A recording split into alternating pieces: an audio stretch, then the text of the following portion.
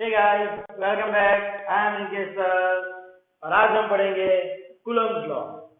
Okay, so Coulomb's law. What is Coulomb's law? It helps to determine the force acting between two charges. ठीक है, तो हम ले लेते हैं, दो चार्जेस ले लेते हैं, Q1, Q2. I have taken these two charges. Let the distance between them equal to R. Okay, so the force, now see, they both may be positive charge or negative charge, one positive, one negative. Okay, the force acting between these two charges is directly proportional to product of both the charges, and it is inversely proportional to square of distance between them. तो आप देख सकते हैं, the force is directly proportional to the product of charges and inversely proportional to the square of distance between them.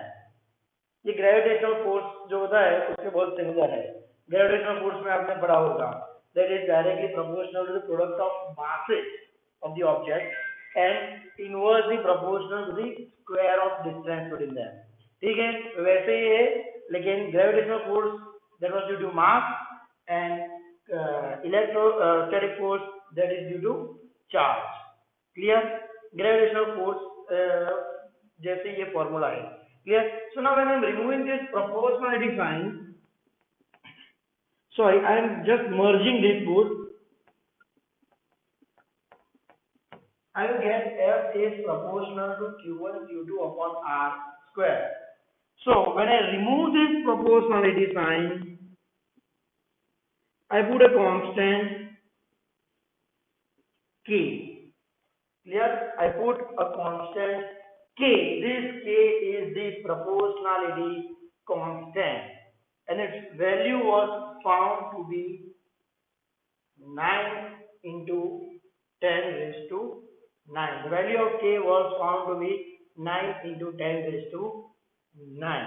ठीक है, अगर detail में जाए, then this K is equal to 1 by 4 pi epsilon 0. Actual case में K की जगह पे आएगा 1 by 4 pi epsilon 0. तो ये epsilon 0 क्या है? Epsilon 0 is permittivity of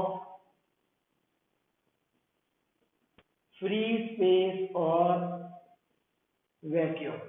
ठीक है, epsilon 0 क्या है? ये permittivity of free space और वैक्यूम।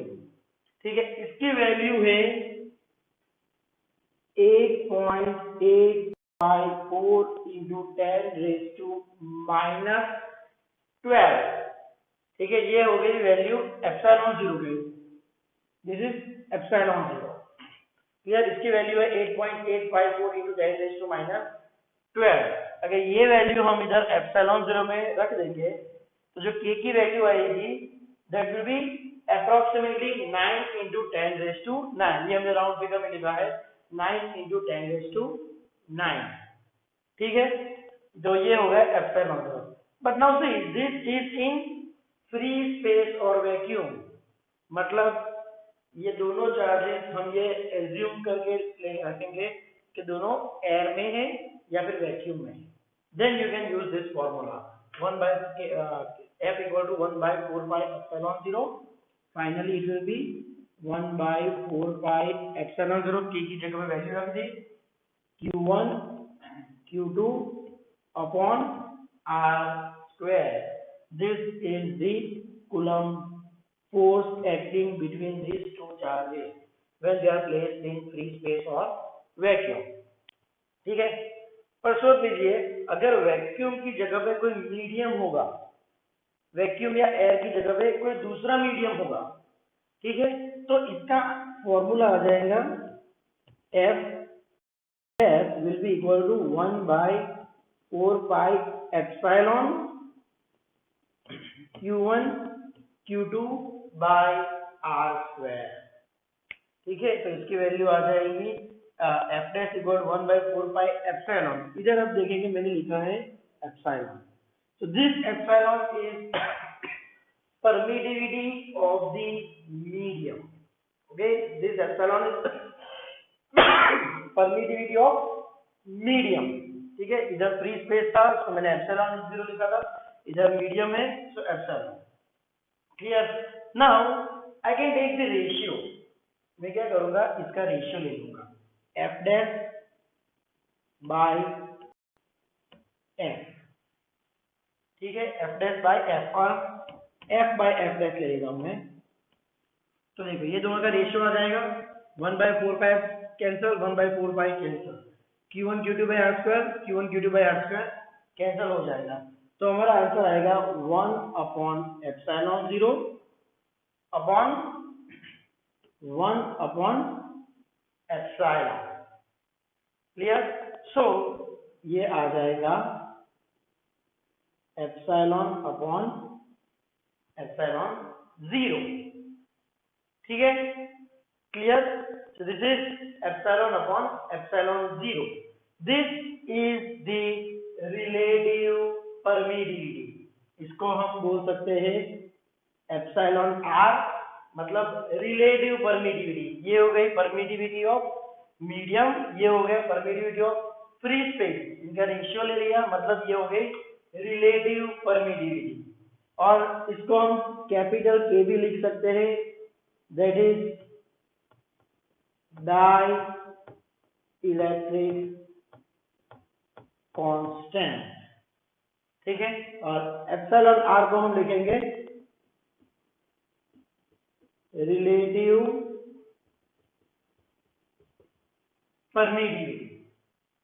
ठीक है, तो क्या F by F dash is equal to K. So what will be F dash? That will be equal to F by K. Remember, this is capital K, dielectric constant. This is small k. This is small k. That is the proportionality constant. Clear? तो इधर जो k आया वो capital K है और वो है dielectric constant. ठीक है, तो मतलब सही दो चार्जेस एयर में रखो या फिर कोई मीडियम में रखो, दोनों के बीच में डिस्टेंस सेम होगी, फिर भी फोर्स अलग अलग होगा, क्योंकि मीडियम बदलेगा तो परमिटिविटी बदलेगी। क्लियर? अब इस फॉर्मूला के हिसाब से कैसे क्वेश्चन आ सकते हैं? क्वेश्चन ऐसे आ सकता है कि when two charges are placed in air then the force acting between them is 10 newton. Let's say 10 Newton.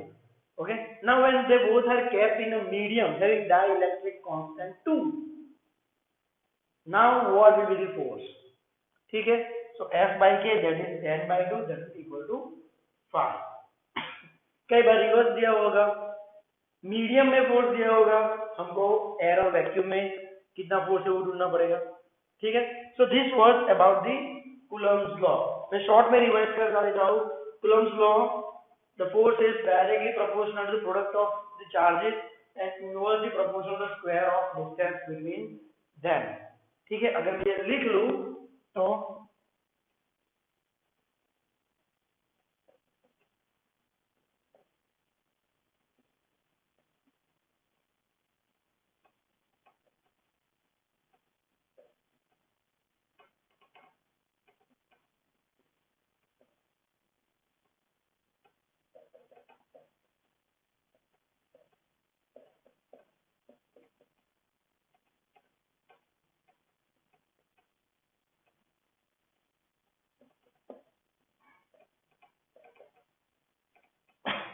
ये हो गया।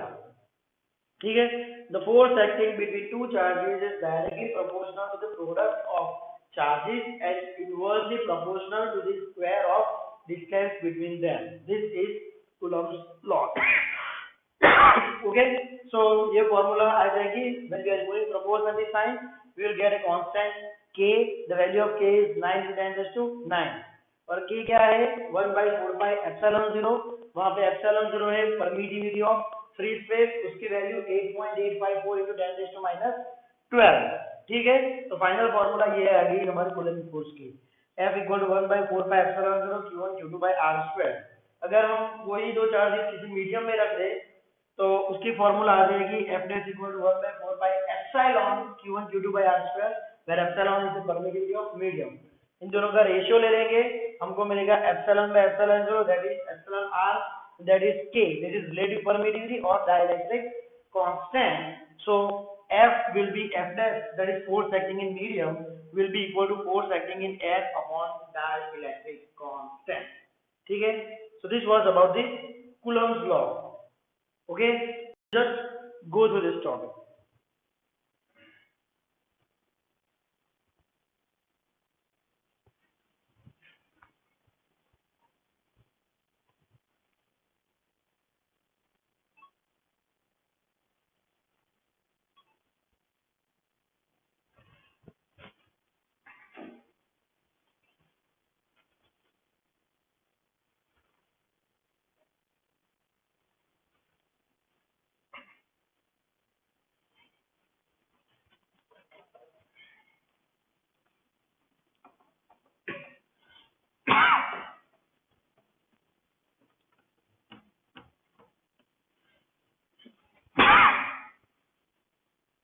Next topic is Coulomb's law in vector form.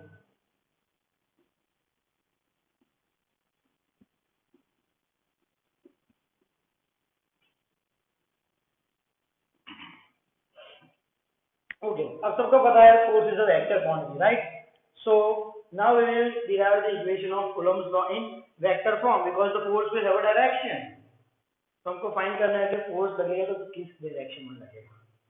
Clear? So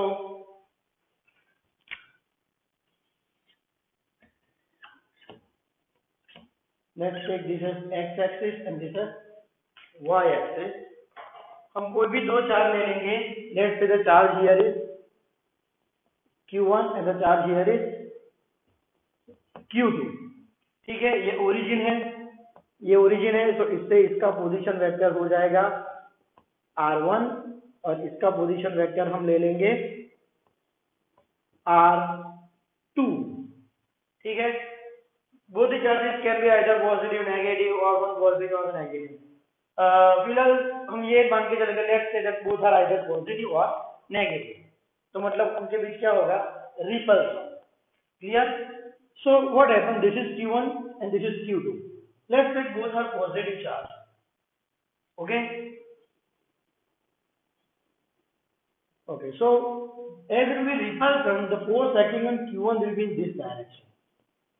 So this will be force acting on 1 due to 2. Clear? और इसको इस तरह से repulsion आएगा. So this will be the force acting on 2 due to 1. Clear? अभी ये direction ये वाली डायरेक्शन हम ले लेंगे r21 और ये वाली डायरेक्शन आएगी r12. ठीक है, see I have not assumed it, मैंने ये एज्यूम नहीं की है. r1 r21 की डायरेक्शन इस तरफ आएगी. देखो इसकी डायरेक्शन देखो, position of second, this direction with respect to 1. Clear? और ये इसकी direction, this is the position of 1 with respect to 2, so this is r12. clear? so ये दोनों डायरेक्शन मैंने ले ली, r1 to r21 इस डायरेक्शन में, r12 इस डायरेक्शन में. ठीक है, तो अभी हम अगर ये पोजीशन वेक्टर रही r12, क्लियर, तो हमको अगर सिर्फ डायरेक्शन लेनी है, I will take unit vector. Clear? तो यूनिट वेक्टर की फॉर्मूला हो जाएंगी r12 upon magnitude of r12.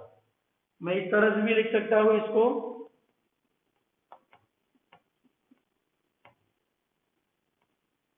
Clear? तो चलो हम कूलम्ब पे अप्लाई करेंगे. So force acting on 1 due to 2. तो पहले स्केलर फॉर्मूला लिख ले, क्या थी, 1 by 4 pi epsilon 0 q1 q2 upon r square. Here what is r? This is r. So that distance is between r1 and 2, that is r12 square. तो vector form के लिए direction चाहिए, तो direction कौन सी साइड है? This side. So which is this direction? R12। So R12 this will B clear.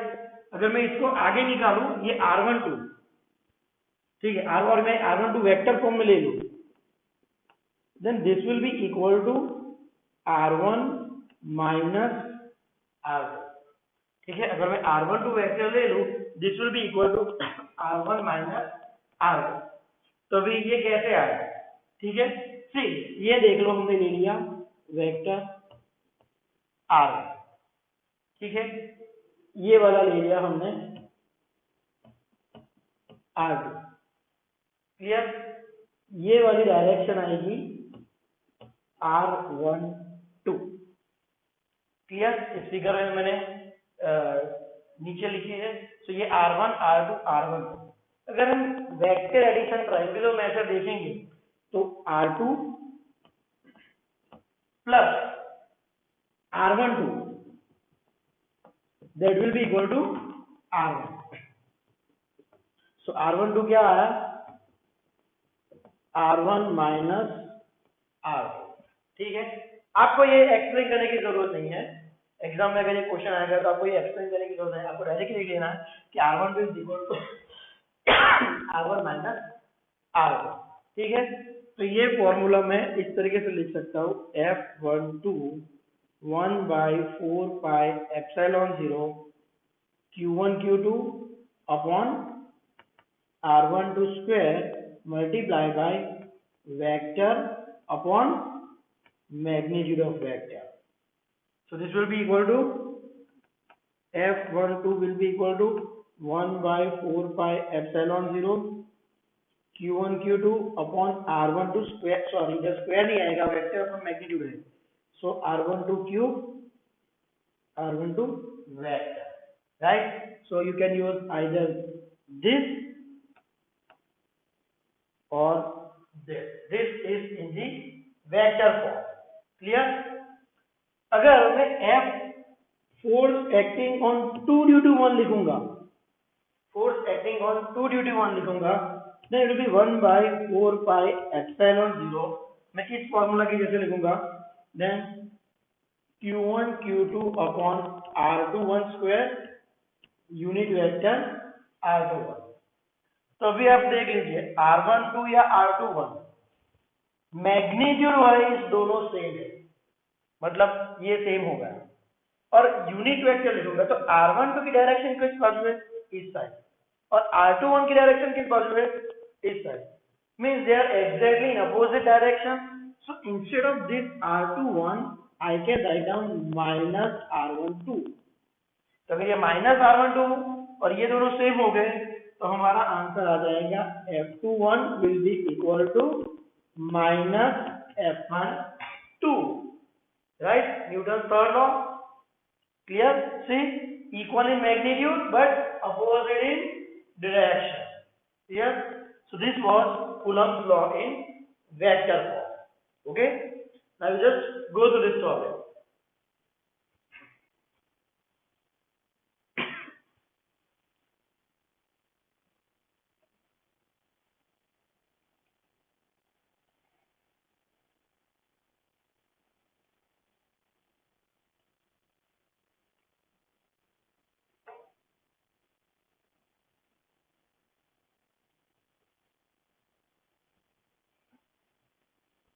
Okay, now let's move to the next topic, that is forces between multiple charges। यहाँ पे हमने सिर्फ दो charge लिए हैं, right? अगर दो से ज्यादा चार्ज हुए तो क्या होगा?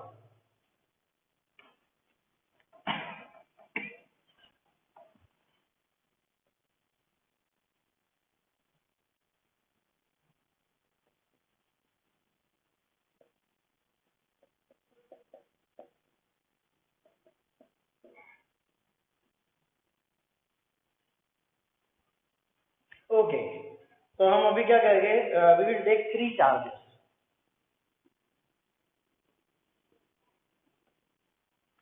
क्लियर? एक इधर ले जाऊं मैं Q2 Q1 Q3. ठीक है, so let's take three charges Q1, Q2, Q3. The position vector will be R1, R2, sorry, R3. Okay, so principle of superposition क्या कहता है? The principle of superposition say that if I want to find out the total force acting on Q1, then it will be the vector sum of force acting on Q1 due to Q2 plus force acting on Q1 due to Q3. ठीक है? Okay. Now I want to tell you one thing. ये Q3 charge यहाँ पे होगा या नहीं होगा? It will not make any difference on force acting on Q1 due to Q2. ठीक है, नेक्स्ट चार्ज चेंज होगा क्योंकि ये ऐड हो जाएगा, क्लियर, बट F12 उसमें कोई चेंज नहीं होगा whether Q3 is there or not. Clear? Okay, so first let's take what is the force acting on charge 1 due to 2. Clear? So this will be equal to 1 by 4 pi epsilon 0 Q1 Q2 upon R12 square unit vector R12. किस direction में होगा? ये direction में F12 होगा, ठीक है, ये होगी direction of 1 with respect to 2. Clear? Similarly force acting on 1 due to 3, ये क्या होगा? 1 by 4 pi epsilon 0 Q1 Q3 R13 square unit vector R13. मतलब डायरेक्शन कौन सी होगी? ये वाली.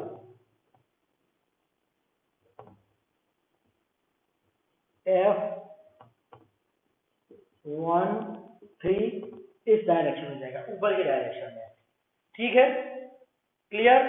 सो नाउ से इधर मैंने एज्यूम करके रखा है तीनों चार्जेस सेम है, इसलिए रिपल्सन होगा. क्लियर? नाउ से one is pushing it in this way, another is pushing it in this way. So what is the next sum?